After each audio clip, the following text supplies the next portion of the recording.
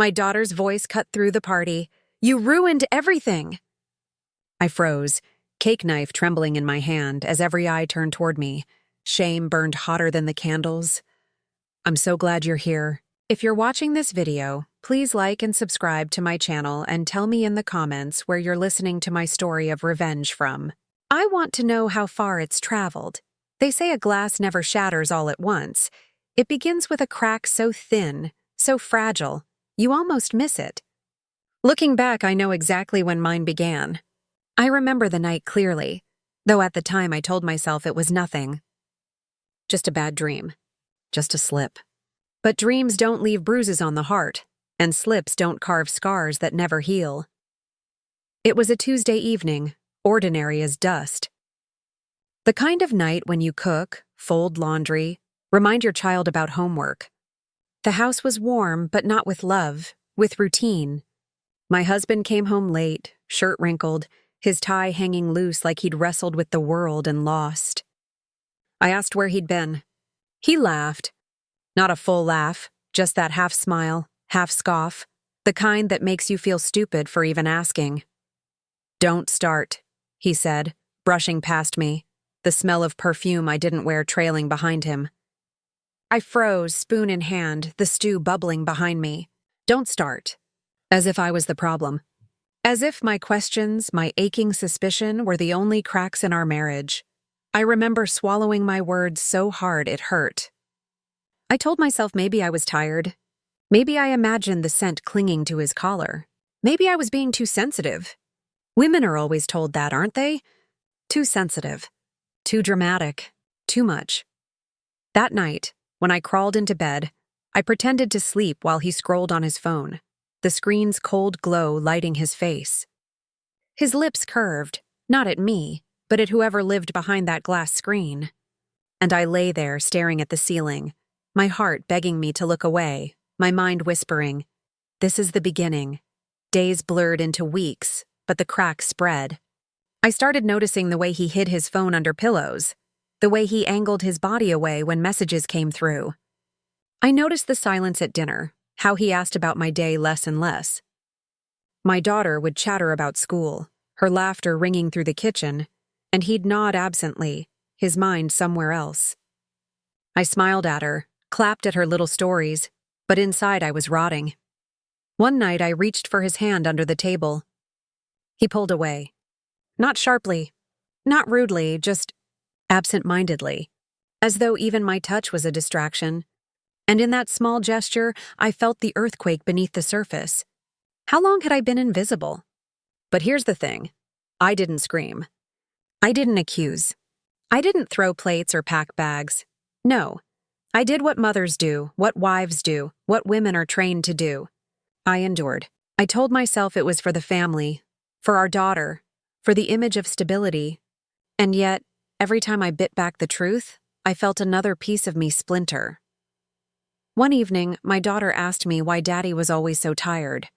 I smiled through the lump in my throat, said he worked hard for us. But when I tucked her in, kissed her forehead, and whispered goodnight, I wondered if she could already sense the lies crawling around our home like spiders.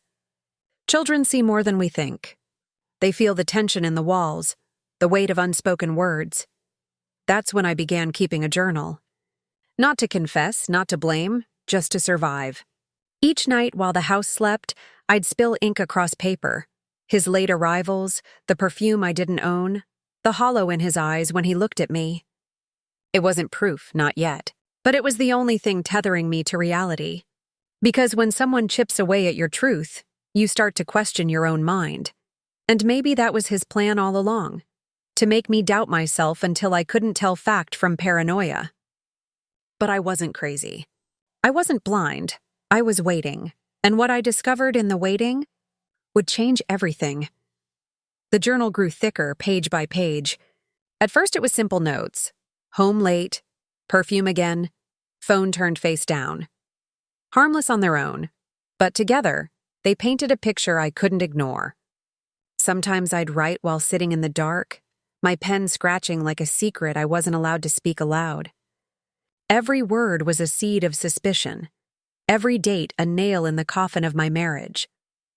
I told myself I was imagining things, that maybe all husbands grew distant, that maybe the glow of his screen didn't mean betrayal. But then I'd hear him chuckle under his breath, the way a man laughs when he's flirting. Not the laugh he gave me anymore, and something inside me twisted. One night I asked him outright. My voice cracked, trembling, but I forced the words out. "Is there someone else?" He looked at me for a long moment, then shook his head. No anger, no outrage, just a flat denial. "You're paranoid," that's what he said. Just 2 words, cold and sharp, as if my very sanity was the problem. I remember staring at his face, searching for guilt, for truth, for anything. But his eyes were blank, like a locked door. I wanted to believe him. God, I wanted to. Because believing meant I could still hold on to the family I thought we were. But deep down I knew. The way addicts hide their vices, the way liars build their walls. I'd seen it before. I just didn't think I'd see it in the man who promised me forever. The cruelest part? He didn't fight for me. He didn't reach across the bed, didn't take my face in his hands, didn't say, "No, you're wrong. I love you." He let me sit in that silence, alone, as if my suspicion wasn't worth defending against. That hurt more than any affair ever could. The indifference. And so, little by little, my heart hardened. I stopped cooking his favorite meals. I stopped waiting up at night. I stopped searching his face for the man I'd married. Instead, I began watching, listening, collecting.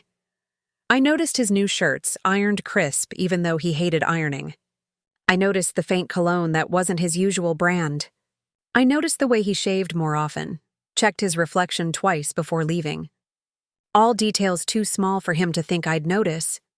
But I did. Oh, I noticed everything.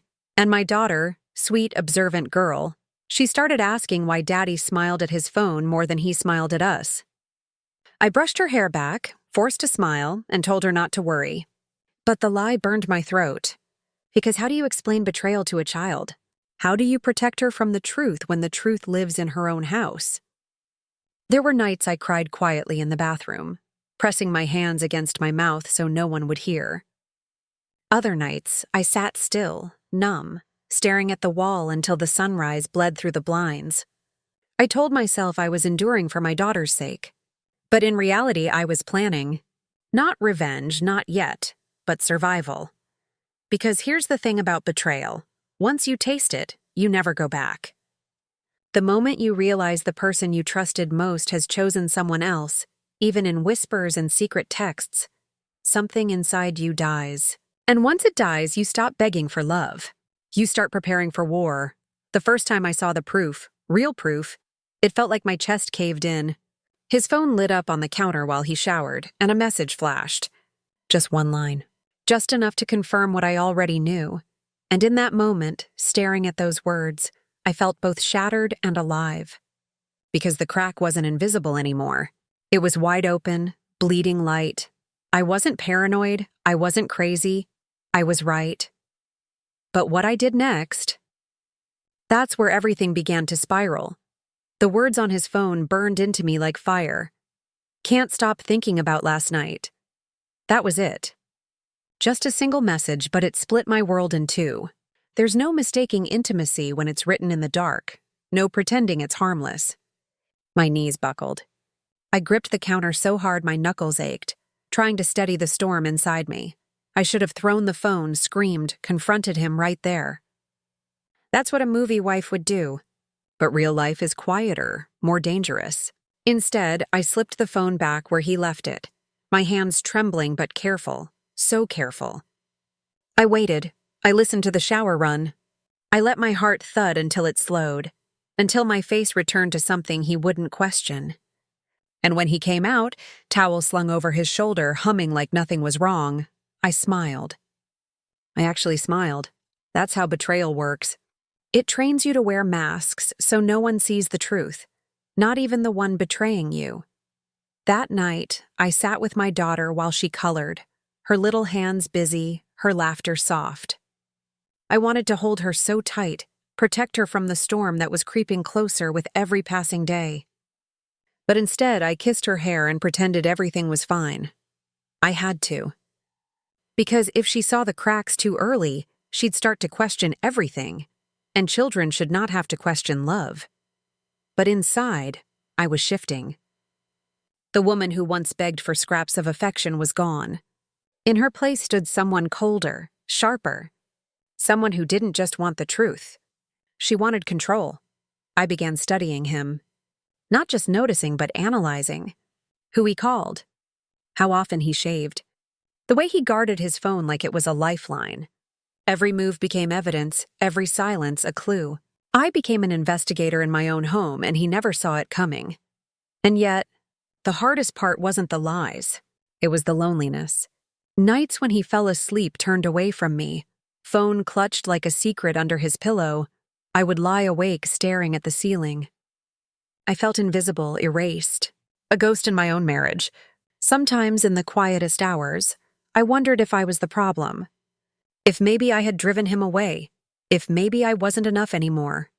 That's what betrayal does. It makes you blame yourself for someone else's choice. But then I'd remember that message. That proof. And the shame turned to fire. My journal became more than notes. It became a weapon. Dates. Times. Patterns. His late arrivals stacked against the perfume. The smiles at his phone. The excuses. Piece by piece, I built a story he couldn't deny. And while he thought I was quiet, obedient, fading into the background, I was sharpening the blade of truth. I didn't know how I'd use it yet. I only knew that when the time came, I wouldn't just expose him.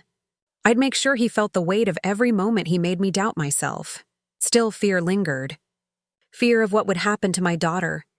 Fear of the whispers, the stares, the judgment from a community that loved to gossip more than it loved the truth. Because in families like ours, appearances were everything. And the thought of our image cracking, just like that glass, terrified me. But the crack was already there, and soon the whole house of glass would come crashing down. The birthday was coming. The day that would rip every mask off, whether I was ready or not. And when it did, nothing would ever be the same. Homes are supposed to keep you safe. But mine had turned into a house of shadows, every corner whispering secrets, every door closing just a little too quickly. During the day, sunlight poured through the curtains, warming the furniture, making everything look normal. But I knew better. I could feel the chill in the walls, the silence that clung to us like smoke. He thought he was clever. He thought late nights could be explained away with meetings and deadlines.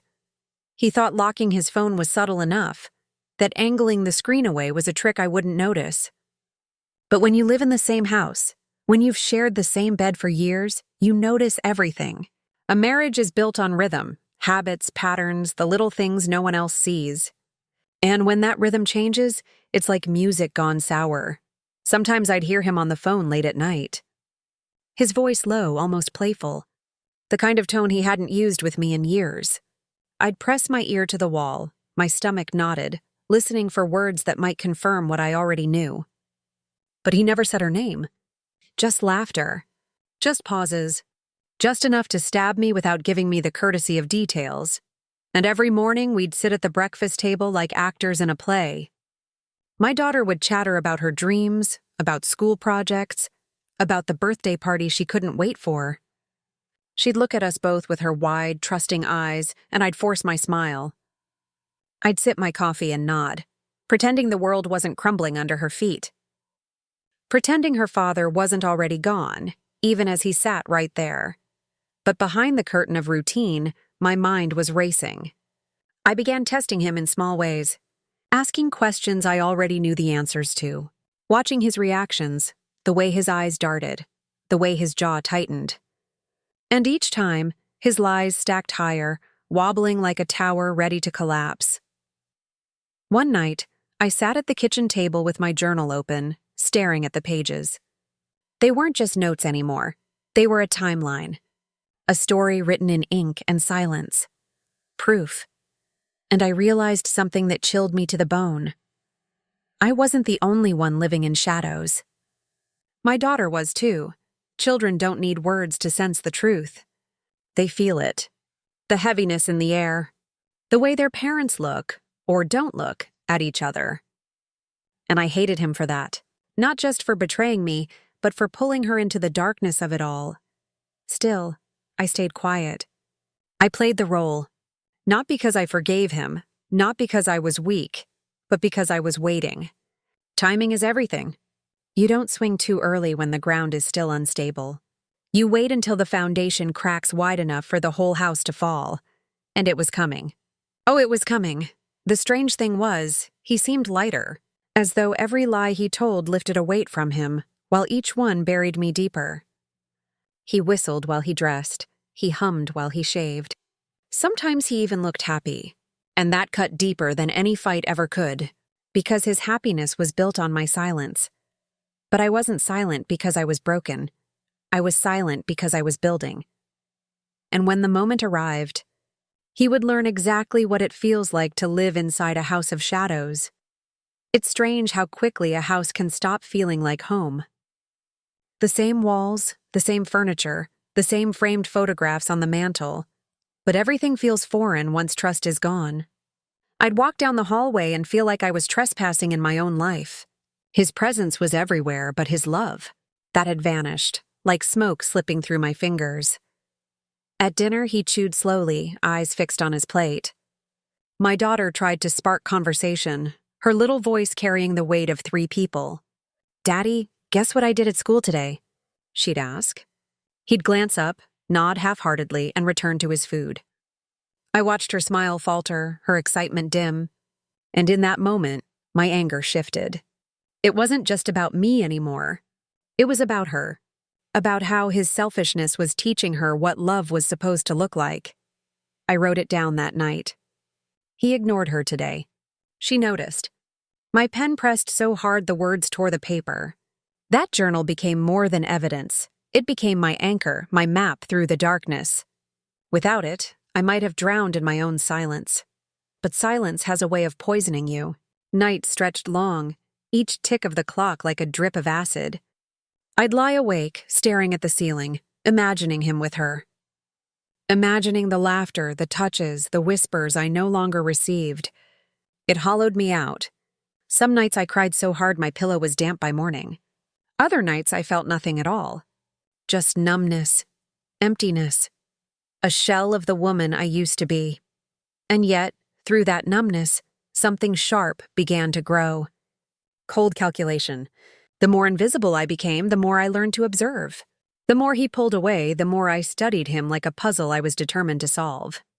He thought he was outsmarting me, but really he was handing me the pieces. One evening, he left his phone on the counter when he stepped outside. It buzzed, lighting up with a name I didn't recognize. My chest tightened, but I didn't move. I didn't grab it. I didn't need to, because in that single moment, I realized something important. I didn't want just the truth. I wanted him to hand it to me himself, to watch the tower of lies collapse in his own hands. So I let the phone buzz. I let the moment pass, and I smiled when he came back inside, because I knew I had the patience to wait. Meanwhile, the shadows in the house grew darker. My daughter started asking harder questions. Why doesn't Daddy play with me anymore? Why doesn't he eat with us on Fridays? I kissed her forehead, told her Daddy was busy, that he loved her. But each lie tasted bitter. Because what do you say to a child when her father has already chosen someone else? There's a loneliness that's worse than being alone. It's lying beside someone whose heart is already gone. I'd wake in the night, turn toward him, and see only his back. The man who once held me through storms now faced away, clutching his phone like it was oxygen. And in that silence, I began to make a promise to myself, not a promise of revenge, not yet. A promise of survival. That when the day came, I wouldn't be the one broken. I wouldn't be the one begging. He would. And when it happened, when the shadows finally gave way to light, the whole world would see what I had been forced to live with. And the stage for that moment was already being set.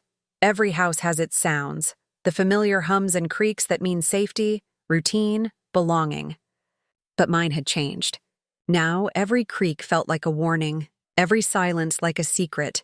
He had turned our home into a stage, and I was the unwilling audience, watching a play I was never meant to see. There were moments when I caught myself staring at him, searching for the man I once loved.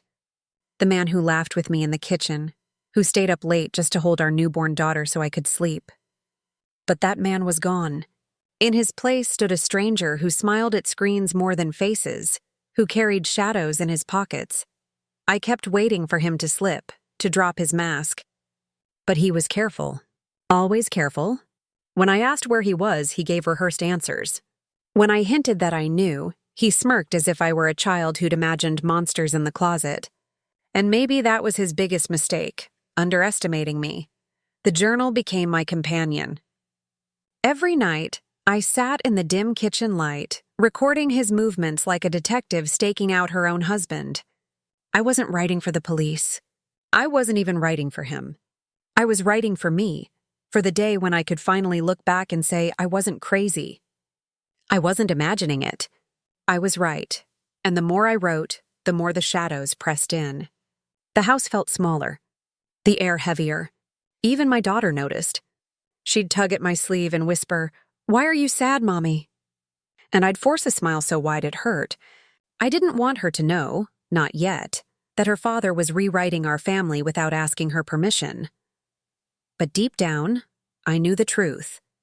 She already felt it. Children don't miss much. She saw the way he looked at his phone, the way he ignored her questions, the way he laughed less and less with me. The walls might have been standing, but the foundation was cracked. One evening, he left for work. The shadows clung to the door long after it shut behind him. I tucked my daughter into bed, then sat alone in the living room, staring at our family photos on the wall. Smiling faces, happy moments frozen in time, lies and picture frames. I remember whispering to myself, one day these walls will speak. One day the truth will crawl out of these shadows, and when it does, he won't be able to hide. And I believed it. Because even though I felt small, broken, invisible, there was a fire stirring inside me. A fire that betrayal had lit and lies had fueled. The birthday was coming closer. My daughter's special day. I wanted it to be perfect for her. Balloons, cake, laughter, the illusion of family. I planned every detail with shaking hands, knowing that I was building a stage not just for her celebration, but for something far darker. Because shadows can't last forever. And when the candles were lit, when the guests gathered, when my daughter's innocent joy filled the room, something would break. Something had to. I didn't know it then, but the house of shadows was about to collapse. And when it did, it would happen in the most public, humiliating way possible. The birthday party would not just mark her age, it would mark the day my entire life exploded. The morning of the party, I woke before dawn. The house was silent, heavy, as if it already knew what was coming. I stood in the kitchen, staring at the blank cake layers cooling on the counter, my hands trembling as I smoothed the frosting. Birthdays are supposed to be about joy, about family, but all I could feel was dread, thick, suffocating, pressing down on me like a storm cloud. My daughter bounded into the room, hair messy, eyes bright. She clapped her hands when she saw the cake, squealing with excitement. For her, this was the biggest day of the year. She didn't see the shadows, the cracks, the silence between her parents. She only saw balloons, presents, and the promise of magic. I pasted on a smile, kissed her forehead, and promised it would be the best birthday ever. Even if it killed me inside. He came downstairs late, smelling of aftershave and something sweeter, something that didn't belong to me. He kissed our daughter's cheek but didn't meet my eyes. When she ran off to get ready, I asked if he'd invited her. His smirk was enough of an answer. My stomach turned to ice, but I said nothing. I couldn't, not with my daughter upstairs humming to herself, too busy dreaming about balloons and candles to notice the fire smoldering beneath our floor. Guests began to arrive, neighbors, classmates, family friends. Laughter filled the rooms, coats piled on the sofa, voices overlapping. From the outside, it looked like a celebration. But I felt like I was standing on a stage, the spotlight burning, waiting for the curtain to fall. Every laugh around me sounded sharp, every glance suspicious. Did they know? Could they see the crack running through my smile? I floated through the party like a ghost, handing out plates, pouring drinks, laughing at jokes I didn't hear. Inside, I was counting down, waiting for something, anything to happen. And then it did. The front door opened and she walked in. Not a stranger, not a hidden name on a phone. A real person, in flesh and blood, standing in my home. She smiled, too wide, too bright, and handed my daughter a gift wrapped in shiny paper. My husband's eyes flicked to her, then away, but the damage was already done. The room spun, voices blurred. I gripped the edge of the counter so I wouldn't fall. My daughter tore open the gift, squealing with delight, oblivious to the tension hanging in the air. She hugged the woman, thanked her, and beamed with pure innocence. I wanted to scream, to throw her out, to drag my husband into the open and demand he confess in front of everyone. But instead I stood frozen, a statue in my own home. And then came the moment that broke me. As we gathered around the cake, candles flickering, voices singing, my daughter looked at me, looked right at me, with eyes full of something I'd never seen before. Anger, hurt, a child's confusion twisted into fury. And when the song ended, when the room fell silent, she shouted across the table, "You ruined everything!" The words echoed like a gunshot. Guests froze, forks clinked against plates, whispers spread like wildfire. My daughter's voice cut deeper than any blade, and for a moment I couldn't breathe. She didn't mean the party. She didn't mean the balloons or the cake. She meant me. And in that instant, I knew the house of shadows had collapsed. Her words still ring in my ears. You ruined everything. It wasn't just what she said, it was the way she said it. Her small hands balled into fists, her face red with rage, her eyes locked on mine like I was the villain in her story. And maybe in that moment I was. Not because I had betrayed her, not because I had lied, but because I had let it all fester until it poisoned even her innocence. The room froze. Every guest stared, unsure whether to laugh it off or hold their breath. My husband's face went pale, then flushed. He moved quickly, scooping our daughter into his arms, whispering to her, soothing her. But his eyes never met mine. Not once. That told me everything. He wasn't shocked. He wasn't confused. He was afraid. The whispers began almost instantly. Neighbors leaning in close, family friends exchanging looks. I felt their eyes crawl across my skin, their judgments sharp and merciless. In a community like ours, appearances were everything, and in one scream, the mask had been ripped away. I stood there, frozen, the cake knife trembling in my hand. Guests shifted uncomfortably. Someone coughed. Someone else muttered, "Poor child." And then, as if on cue, laughter returned. Forced, brittle, desperate to cover the awkwardness. But the damage was done. I set the knife down, my fingers numb, and excused myself. I slipped into the hallway, the noise of the party muffled behind me. My reflection stared back from the darkened window, eyes hollow, cheeks flushed, lips pressed tight to keep from trembling. I pressed my forehead to the glass, trying to steady myself, but my heart pounded so loudly I thought the walls might hear it. When I turned, I saw her, the woman, standing near the living room doorway, watching me. Her smile was polite, practiced, but her eyes held something else. Pity, or maybe triumph. I couldn't tell. All I knew was that she didn't belong in my house, at my daughter's party, in my life. And yet, there she was, holding a half-empty cup, blending in like she had every right to be there. Our eyes met for a second, and in that silence, a war was declared. She didn't have to say a word. Neither did I. I walked past her, back into the room, shoulders squared, face calm. I wasn't going to give them the satisfaction of seeing me break. Not the guests. Not her, not even him. But inside I was burning. The humiliation, the betrayal, the sting of my daughter's voice, it all twisted into something sharper. Something dangerous. The party dragged on. Presents were unwrapped, games were played, Cake was eaten. From the outside, it looked like any other birthday. But I saw the cracks in every smile, the unease in every glance. People whispered when they thought I wasn't listening. Some avoided my eyes altogether. The story was already writing itself in their heads. The unhappy wife. The distracted husband. The angry child. By the time the last guest left, my daughter was asleep on the couch, her little face peaceful again, as if nothing had happened. My husband carried her upstairs, laid her gently in bed, and kissed her forehead. For a moment, I almost forgot the war between us. But when he turned to me, his face was stone. He didn't apologize. He didn't explain. He just said, "Don't make a scene again." Again. The word sliced through me. As if I had been the one to ruin the party. As if I had been the one to shatter our daughter's trust. As if his lies, his secrets, his choices weren't the reason everything had crumbled. I stared at him, my voice trapped in my throat, my rage pounding like drums. That was the moment I realized something had shifted forever. I wasn't just a wife betrayed, I was a woman reborn in fire. After he said those words, "Don't make a scene again," something inside me snapped. Not loudly, not with screaming or breaking plates. No, it was quieter than that.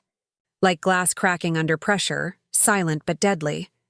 I stood there in the kitchen, arms folded, and watched him pour himself a drink, calm as if the world hadn't just exploded in front of our family and friends.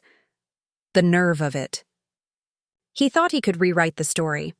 That I was the unstable one, the troublemaker, the woman who ruined her daughter's party. He wanted me to carry the blame, just as he'd been making me carry his distance, his silence, his shadows. But I wasn't going to carry it anymore. He downed his whiskey and turned to me, finally meeting my eyes. "You need to get yourself together," he said. His tone was flat, detached, the same one he used when reminding me to pick up milk or pay a bill. As if my pain was nothing more than a household chore to be checked off a list, I wanted to scream. I wanted to throw the glass at the wall, to shatter the silence the way he had shattered my trust. But I didn't. Instead, I smiled. A thin, cold smile that made him pause for the first time all evening. Because in that moment, I realized something he hadn't. I didn't need to fight him in the kitchen. I didn't need to claw for scraps of truth. He had already exposed himself, at the party, in front of everyone. My daughter's scream wasn't just at me. It was at him. At the cracks he had caused, the lies he had woven so tightly around us. Later that night, after the dishes were washed and the balloons had begun to sag, I stood alone in the living room. Wrapping paper littered the floor, crumbs of cake stuck to paper plates. But all I could see was her face, my daughter's furious eyes, her tiny fists. She had spoken the truth no one else dared to say. "You ruined everything." And she was right. I went upstairs and found her sleeping, her chest rising and falling in steady rhythm. I knelt beside her bed, brushed the hair from her forehead, and whispered, "I'm sorry." My voice cracked. Tears blurred my vision. Because the truth was, she didn't just lose a father that night. She lost the version of her mother who believed in fairy tales, in happily ever afters. When I rose, I didn't feel broken anymore. I felt dangerous. I opened my journal, my faithful witness, and I wrote everything down. The guests, the whispers, the look on his face, the woman in my doorway, my daughter's scream. I wrote until my hand ached, until the words blurred together. And then, beneath it all, I scrawled a single sentence. This is not the end. This is the beginning, because humiliation has a way of planting seeds. And once planted, they grow into something unstoppable. When I finally slid into bed beside him, he was already asleep, his phone glowing faintly on the nightstand. I stared at his back, at the steady rise and fall of his breath, and I thought, you have no idea what's coming. The party was over. The masks were gone. The whispers had begun, and soon, the vanishing would begin. The house was asleep when I decided. My daughter's soft breathing drifted from her room, steady and safe. My husband snored lightly beside me, his back turned as always. Outside, the world was still. No cars, no voices, only the whisper of wind against the windows. And yet, inside me, a storm raged. I stared at the ceiling, wide awake, my mind replaying every moment from the party. The way she had screamed at me, the way he had dismissed me, the way she had stood in my doorway, smiling like she belonged. My heart hammered with shame, anger, betrayal. But beneath it all was something colder. Calculation. I slipped out of bed quietly, careful not to wake him. My bare feet touched the cold floor, sending a shiver up my spine. In the dark, I moved like a shadow, gathering the things I knew I couldn't leave behind. Not clothes, not jewelry. Those could be replaced. No, I reached for the box tucked beneath the dresser. The one filled with letters, journals, photographs. Evidence of a life lived, a marriage cracked, a family unraveling. Proof that I wasn't crazy. Proof that I had seen the truth all along. Every sound felt dangerous, like the walls might shout and wake him. My hands shook as I packed, but not with fear, with power. For the first time in months, maybe years, I felt a sense of control. A choice that was mine alone. I paused at my daughter's door. The moonlight spilled across her bed, painting her face in silver. She looked so small, so innocent, curled up with her stuffed rabbit clutched to her chest. I leaned against the doorframe, my throat tight. Leaving her was the hardest part. But staying would mean teaching her to accept lies, to swallow betrayal, to shrink herself the way I had. I couldn't do that to her. "I'll come back for you," I whispered, voice breaking. "I promise." Downstairs, the house felt different, empty. My footsteps echoed louder than they should have, like the walls themselves were watching me go. I glanced once at the dining table, still scarred with crumbs from the party, balloons sagging in the corner like tired witnesses. That room had seen everything, the laughter, the humiliation, the moment it all collapsed. It would never feel like home again. When I opened the front door, the night air hit me sharp and cold. For a second, I froze. My chest tightened, my breath caught. Was this madness? Was I really doing this? Disappearing into the night, leaving behind the life I had built? I almost stepped back, almost closed the door and returned to bed. But then I remembered his words. Don't make a scene again. Again. The humiliation burned hot in my chest and I stepped outside. The door clicked shut behind me, sealing the choice. My heart pounded, my hands shook, but my legs carried me forward. One step, then another. Down the path, past the hedge, into the shadows. I didn't know where I was going yet. A friend's couch? A motel off the highway? Maybe nowhere at all. What mattered wasn't the destination. It was the act itself. I was gone. I was free.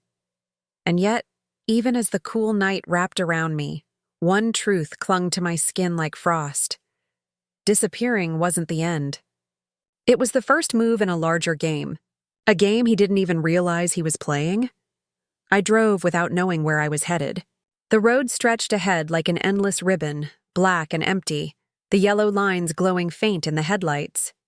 My hands gripped the wheel so tightly that my knuckles turned white. Every mile that slipped beneath me felt like a piece of my old life falling away. The house, the neighbors, the whispers, him, her. All of it shrinking in the rearview mirror. And yet, the farther I went, the louder my thoughts became. Guilt clawed at me. Guilt for leaving my daughter behind, for walking out while she slept. The image of her small chest rising and falling in the moonlight burned in my mind. You promised you'd come back, I reminded myself. This isn't abandonment. This is survival. I pulled off the highway at a grimy little gas station just before dawn. The fluorescent lights buzzed overhead, casting everything in sickly green.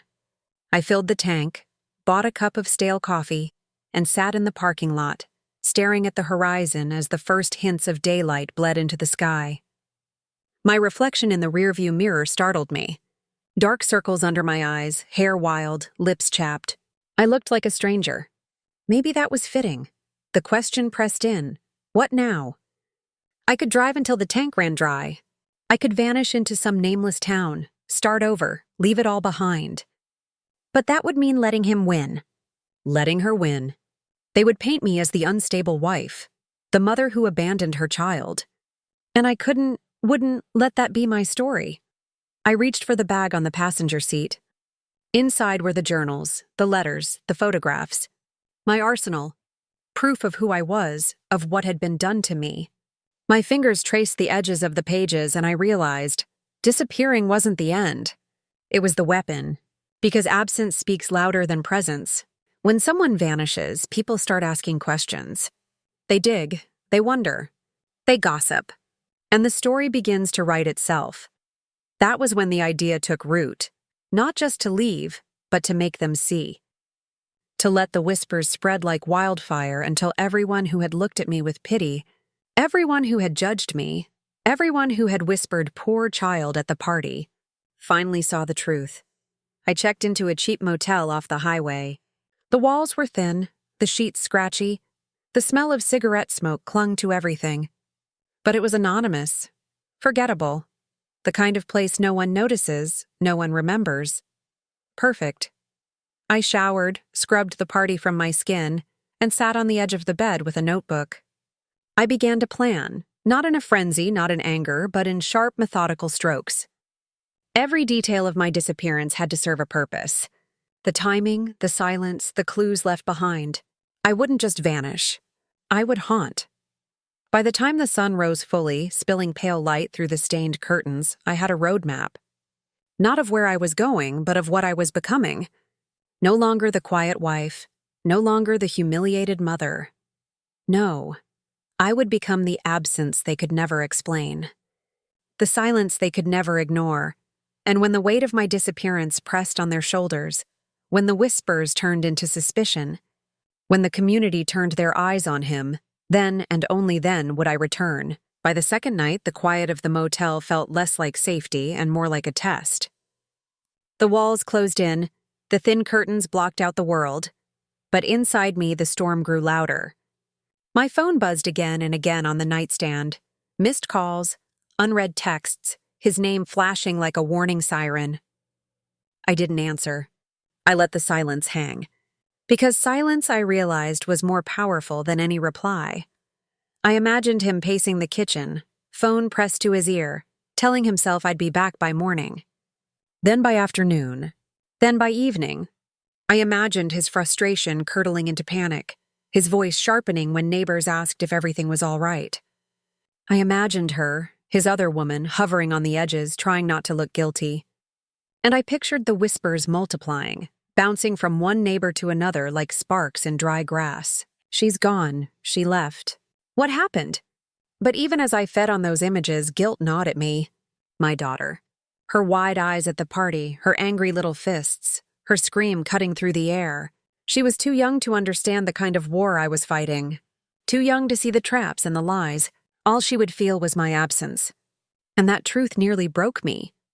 I sat on the edge of the bed, hands tangled in my hair, whispering to myself, "I'll come back. I'll come back for her." The words felt thin, fragile, but they were all I had, because I couldn't rescue her yet.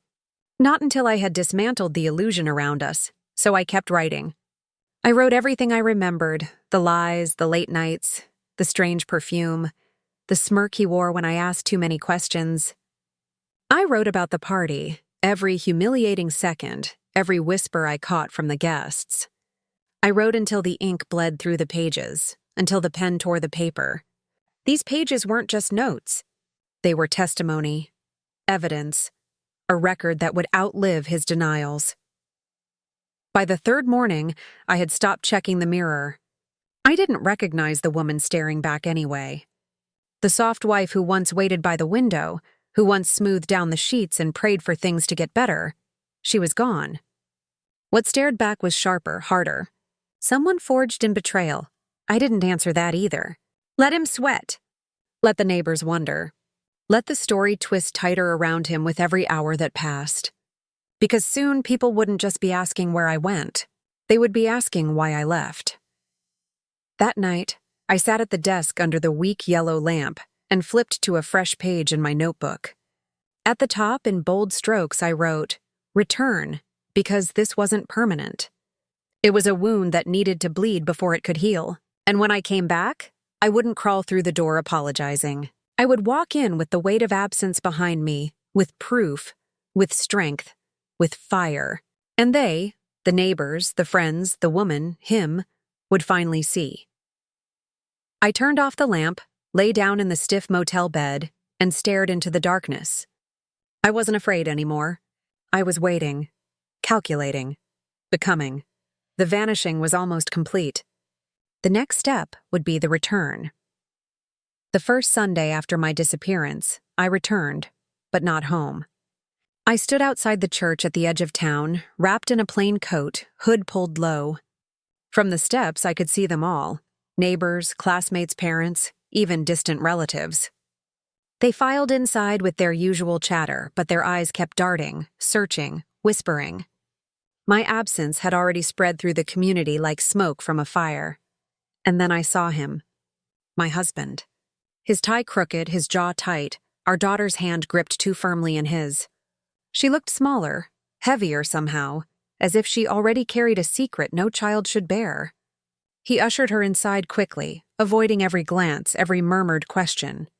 He thought he could shield himself with silence. But silence was mine now. I didn't go inside. I didn't need to. I stood in the shadow of the oak tree across the street and watched the story play itself out. Neighbors leaning closer to each other, whispers sharpened into speculation. She hasn't come home. She left in the night. Did you see her face at the party? My humiliation had become his burden. The same mouths that once judged me now questioned him. I should have felt satisfied. Instead, a cold ache settled in my chest, because every whispered word about him was also a whispered wound for my daughter. She was caught between us, pulled into a war she never asked for. I pressed my nails into my palms, steadying myself. This wasn't about revenge anymore, it was about truth. And truth, once spoken, couldn't be silenced. Back at the motel, I began to write the speech in my head. Not for him. Not for her. But for the people who had watched, judged, pitied. For the community that needed to hear the story from my lips, not in broken whispers. I pictured their faces. The same ones that had looked away when the tension grew too sharp. The same ones that smiled politely at my pain. They would finally see the cost of his betrayal. But before the public came the private. That night I called him. My first word since the vanishing. His voice cracked when he answered, raw with sleeplessness. "Where are you?" he demanded. I didn't answer. I let the silence stretch, thick as tar. Then I whispered, "You don't get to ask any more." And I hung up. The power of that silence filled me with a strength I'd never known. For once, I wasn't the one begging, explaining, apologizing. He was, and he would keep begging, keep explaining, until the truth came out. I slept that night without nightmares. For the first time, the weight pressed not on me but on him. And in the morning, I was ready. The reckoning wasn't going to happen in shadows. It was going to happen in the light. 3 days later, I saw them again, this time outside the school. Parents gathered at the curb, trading pleasantries, adjusting backpacks, waving to their children. The normal rhythm of life. Except for me, I stood across the street, half hidden behind a lamppost, watching my daughter step out of the car. Her head was bowed, her shoulders hunched, her steps slower than usual. The other parents greeted my husband with the kind of smiles that cut at the edges, too polite, too sharp. The kind of smiles that said, "We know. We just don't say it out loud yet." He rushed her inside, avoiding eye contact, jaw tight. The whispers followed him like a shadow. "Where is she? Is she coming back? Did you hear what happened at the party?" The words slipped through the air like poisoned arrows. And for once, I wasn't the target. I felt a grim satisfaction, but it was mixed with something heavier, grief. Because my daughter was caught in the middle of those whispers, dragged into the mess of our sins. I wanted to run to her, to scoop her up and tell her it wasn't her fault. That her words at the party hadn't broken me, they had saved me. But I stayed still. Because rushing in would only patch over the surface, leaving the rot underneath untouched. This had to end properly, Back in the motel, I filled page after page with my plan. It wasn't revenge I was writing, it was revelation. The evidence, the timeline, the lies, the woman. And then, layered between it all, the truth of who I was. Not the crazy wife, not the bitter mother, but a woman who had been silenced too long. The more I wrote, the clearer it became. My return couldn't be quiet. If I slipped back into that house with lowered eyes and trembling apologies, the cycle would only repeat. No, when I came back, it had to be in a way no one could ignore. A way that forced every eye, every whisper, every judgment to turn, not on me, but on him. That night, I dreamed of the party again. The cake, the candles, the gift-wrapped betrayal. My daughter's scream rang louder than ever. But in the dream, I didn't freeze. I didn't bite my tongue. I stood tall, pointed at him, and spoke the truth for everyone to hear. When I woke, my heart was pounding, my throat raw. It wasn't just a dream. It was a rehearsal. The return would be public. It had to be. Because betrayal done in secret only festers. Betrayal dragged into the light cannot hide. I stood at the motel window, staring at the blinking neon sign outside. Somewhere between the hum of traffic and the buzz of the light, I felt it, the shift. I wasn't afraid anymore. The shame that once drowned me had become my fuel. His lies had become my weapon. And my daughter's scream, the one that broke me, had become my rallying cry. The reckoning wasn't just coming, it was already unfolding. Piece by piece, whisper by whisper, until the final reveal. And when it came, I would not whisper, I would roar. The community hall smelled faintly of coffee and floor polish. Rows of chairs lined the room, filled with faces I knew, neighbors, teachers, family friends. They had all gathered for what was supposed to be a simple school fundraiser, but for me, it was something else entirely. This was the stage I had chosen, the place where silence would finally shatter. I slipped inside just before it began, hood pulled low, clutching the folder tight against my chest. Inside were the pages I had written in the motel, my journals, my evidence, my voice captured on paper. My husband was already at the front, pretending composure, shaking hands, laughing too loudly at small jokes. The woman was there too, hovering at the edges, her smile brittle, her eyes darting nervously. They didn't expect me. Not here, not like this. When I lowered my hood, the room went still. Conversations cut mid-sentence. Faces turned. Whispers surged like a wave.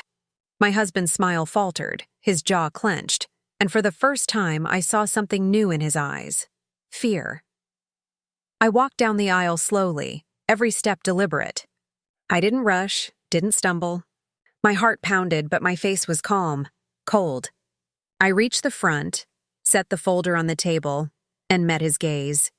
"You wanted me silent," I said, my voice carrying through the hall. "You wanted me gone. But you forgot, absence only makes the truth louder." I opened the folder and spread the pages. Letters, journal entries, photographs. The evidence of years of lies. Gasps rippled through the room as eyes scanned the proof. My words, my pain, laid bare in front of them all. I turned to the crowd. "You saw me smile when I was breaking. You pitied me, whispered about me. But you didn't see the truth. He wanted you to think I was unstable, that I was the one ruining everything. But it wasn't me." I turned back to him, my voice shaking now, not from fear, but from the weight of release. "It was you." He opened his mouth, but nothing came out. His face flushed, his hands twitched, but the silence drowned him. Every pair of eyes bore down on him, waiting, judging, piecing together the story they had half known all along. And standing beside him, the woman shifted uncomfortably, her smile gone, her mask slipping. My daughter's face flashed in my mind, her angry fists, her tearful eyes. And I spoke directly to her, even though she wasn't there. "You told me I ruined everything. But the truth is, I couldn't ruin what he had already broken. I'm sorry I let it go on so long. I'm sorry I let you carry the weight of our silence." But never again. The hall was silent, heavy, electric. No one clapped. No one moved. They just stared, the weight of revelation settling over them. For once, the whispers had stopped. I gathered my papers, tucked them back into the folder, and straightened. "This isn't about revenge," I said quietly, though my voice carried. "It's about truth, and truth always finds the light." Outside, the air was crisp, the sky wide open. I breathed deep, filling my lungs with something I hadn't felt in years: freedom. Behind me, the whispers would twist and turn, the community would talk, judgments would fly. But I had spoken. I had reclaimed my voice. And though the road ahead was uncertain, I knew one thing with burning clarity. I was no longer the woman who disappeared. I was the woman who returned.